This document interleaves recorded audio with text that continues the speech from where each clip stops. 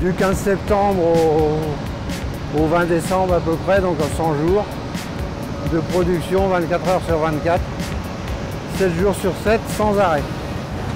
On travaille pendant 9 mois pour préparer l'usine, on fait des changements pour améliorer le process. Donc tout le monde attend avec impatience la période qui, même si elle est dure, est passionnante. On traite 340 tonneurs de betteraves. Dans un camion, il y a 25 tonnes. Donc on traite 15 camions par heure.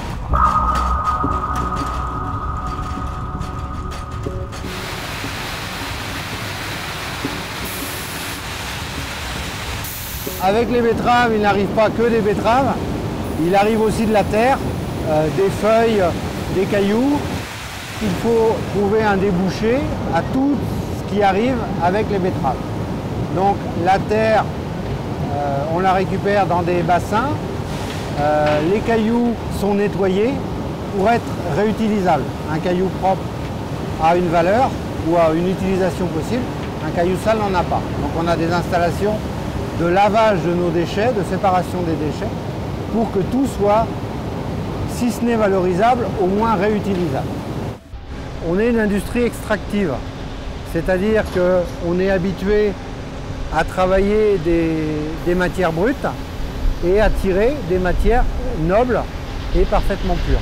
Donc on apprend à séparer pour valoriser. C'est l'endroit où on récupère toutes les eaux terreuses. L'eau est stockée et épurée pour être rejetée 18 mois plus tard.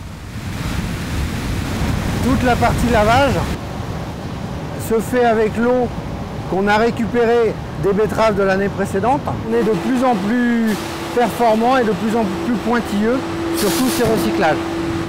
Le développement durable, ça veut dire être capable de travailler l'année d'après, et l'année d'après, et l'année d'après. C'est-à-dire avoir le minimum d'impact. C'est respecter les sols, respecter l'air, respecter l'eau.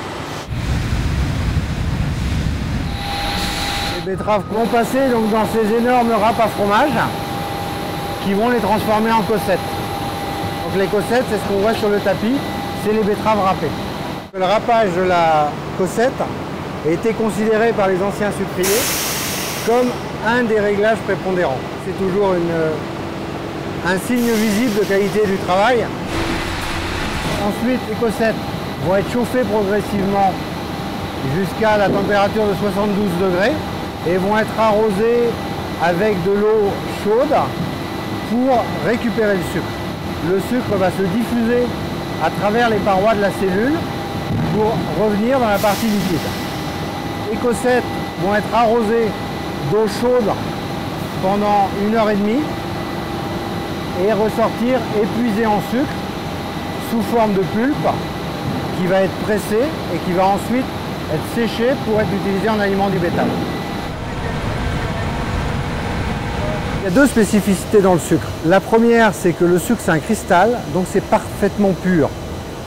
Donc, du beau sucre, c'est blanc, c'est même brillant. Et ça se voit, c'est visible. La deuxième chose, c'est que le sucre, c'est la seule matière alimentaire qui se conserve à l'infini. Donc, c'est toujours une fierté de faire du sucre, parce que le sucre, c'est quelque chose de pérenne. On va voir à travers un microscope comment se forme le sucre. On va voir progressivement les cristaux qui vont grossir.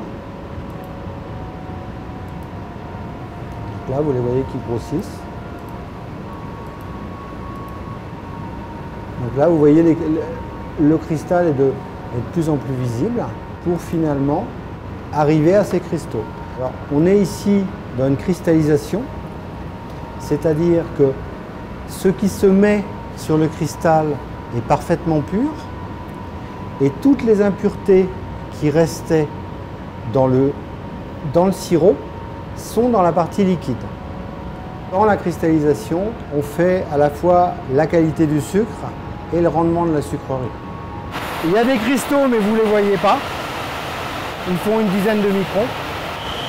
1 heure plus tard, les cristaux commencent à être visibles. La couleur a changé, est devenue marron clair. Au final, on obtient ça. Donc les cristaux, ils font en moyenne 0,55 mm. On va charger 1200 kg. Donc en fait, c'est un panier à salade qui tourne et il va accélérer. Donc vous voyez la belle couleur marron qu'on avait tout à l'heure. On va mettre un petit peu d'eau, on va continuer à accélérer et voilà. Donc vous venez de voir 800 kg de sucre. Là on décharge le sucre et on va l'envoyer au séchage. Le sucre va d'abord être séché à l'air chaud, puis refroidi à l'air froid avant de partir au stockage. Chaque pch que vous entendez, c'est 200 kg de sucre. Et à la fréquence de ce bruit-là, je sais comment on va à l'usine.